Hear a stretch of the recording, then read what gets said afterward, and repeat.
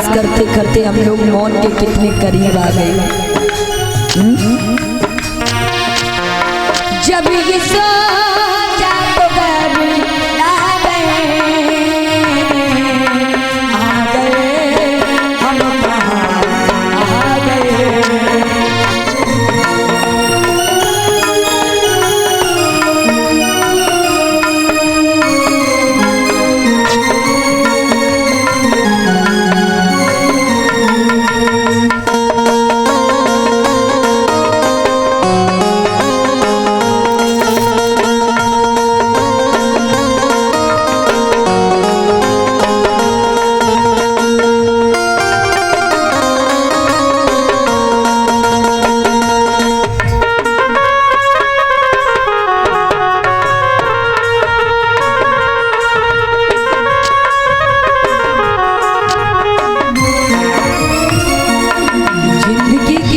करते करते मौत के बड़े करीब आ गए।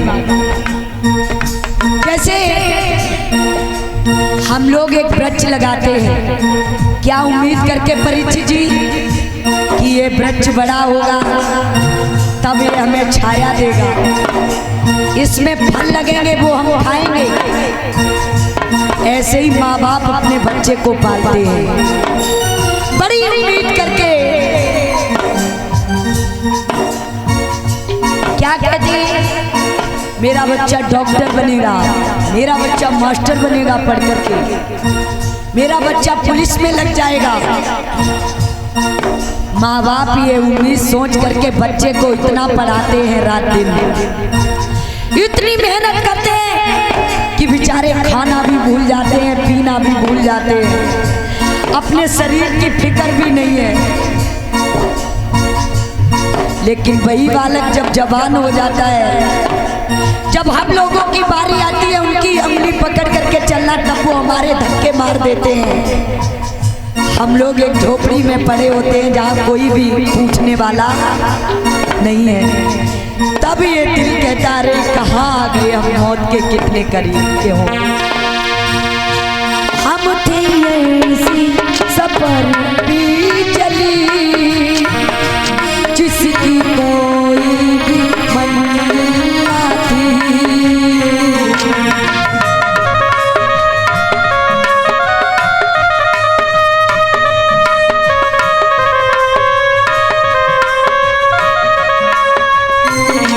हमने सारी उम्र जो किया उसका कुछ ना हासिल हुआ। एक खुशी की तलाशी में हम मौत के कितने पास आ गए। जब ये सोचा तो घबरा गए, आ गए हम कहाँ आ गए।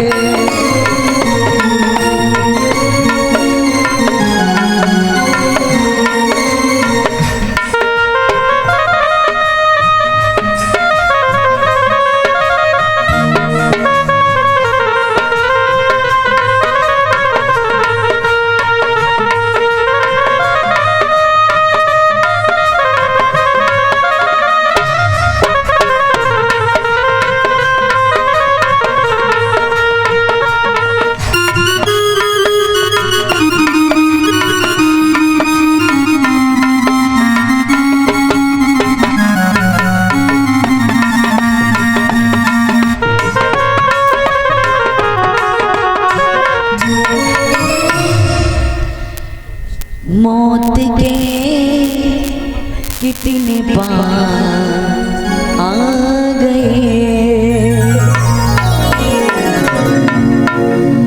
कब हमें समझ में आया, जब शम्मा बुझ गई तब महफिल में रंग आया। जीवन निकल गया तो जीने का ढंग आया, और शम्मा बुझ गई तो महफिल में रंग आया। जब ये जीवन निकल गया तब याद आई, अरे भगवान हम कहाँ फंसे रहे अभी तक। सच का यहाँ कोई किसी का नहीं है। हम थे ऐसे सफर पे चले थे जिसकी कोई भी मंजिल नहीं थी। हम तो उस सफर पे चले जा रहे थे जिसकी कोई मंजिल नहीं थी। हमने सारी उम्र जो किया था उसका कुछ भी ना हासिल हुआ है। क्या हम इसी राह के लिए पूरी जिंदगी हमने विचार दी? लड़ाई झगड़े बुराई सबसे करके मैंने अपने बच्चों के लिए अपना जीवन बर्बाद कर लिया है ना। और अपना बच्चा कितनी भी कोई भी गलती कर दे माँ बाप क्षमा कर देते हैं, और दूसरे का बालक गलती कर दे छोटी सी भी तो उसका बहुत बड़ा इशू बना के बैठ जाते हैं, है ना। तो देखो यहाँ पर कोई किसी का नहीं है। क्यों? क्या तू लेके आया जग में और क्या तू लेके जाएगा। तूने जो कमाया बंदी, तूने जो कमाया ही, तूने जो कमाया बंदे तू सिराई खाएगा। ना कुछ लेके आई थी और ना कुछ लेके जाएंगे। ना कुछ लेके आए थे और ना कुछ लेके जाना है। खाली हाथ आए थे और खाली हाथ जाना है। एक कभी लिख रहा है, कमाई ले हीरा चाहे मोती, कफन में जेब नहीं होती। कुछ भी कर ले बंदे, लेकिन ज्यादा कुछ नहीं साथ में जाना है। बस 2 गज कफन का टुकड़ा तेरा निवास होगा। जाएगा जब यहाँ से कुछ भी ना साथ होगा।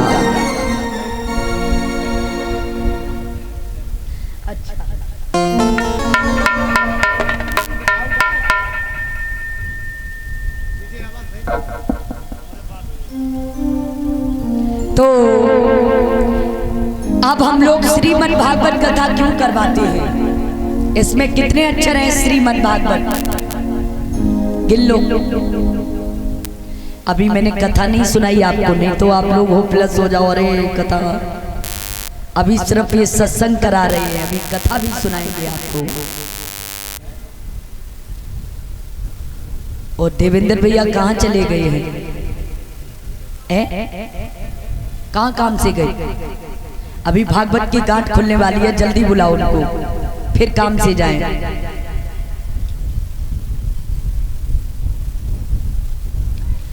तो ये श्रीमद् भागवत क्यों करवाते हैं? इसे सुनने से क्या होता है? इसे सुनने से लोगों का उद्धार हो जाता है, तारण तरण हो जाता है। जैसे भक्ति तर गई, ज्ञान वैराग तर गए, पापी धुंधकारी तर गया। इसी तरीके से ये पापियों को तार देती है।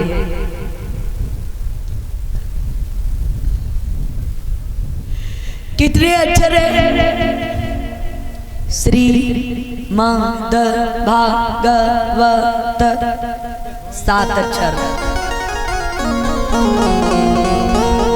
श्रीमद् भागवत इसमें 7 अक्षर हैं और 7 ही दिन आते हैं। इतवार सोमवार मंगल बुध बृहस्पति शुक्र शनिचर, फिर इतवार सोमवार मंगल बुध बृहस्पति शुक्र शनिचर।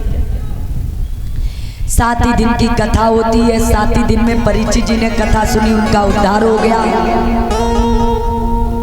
7 ही भामरें पड़ती हैं, 7 अजूबे हैं। यानी कि हमारी जिंदगी के लिए 7 दिन बड़े मायने हैं, है ना। अब आओ और भागवत की गांठ खोलो आकर, फिर आपको कथा सुनाई जाए आगे। जितने हमारे देवेंद्र भैया के घर परिवारी लोग हैं, हिंदू रिश्तेदार हैं, पीले पीताम्बर वाले, सब लोग आ जाओ, भागवत खुलवाओ आके। परिचित जी अगपति महाराज खड़े हो जाओ।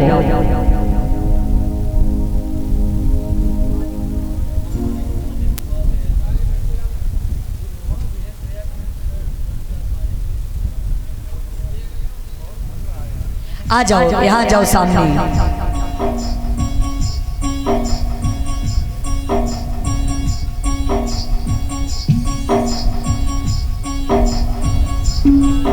जितने भी हिंदू रिश्तेदार आए हैं, घर परिवारी, जो भी हमारे देवेंद्र भैया जी का भागवत खुलाई में साथ दे सके, वो सभी लोग निकल आओ।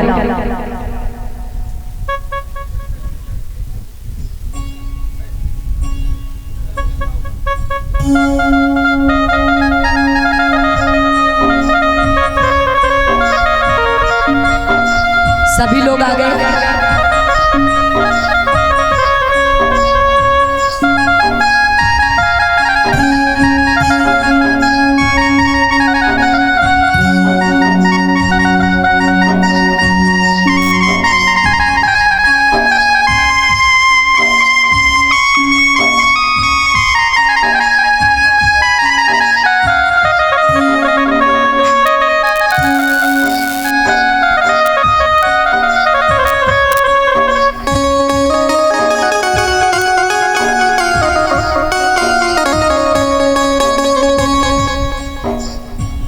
सभी लोग आ गए और जो भी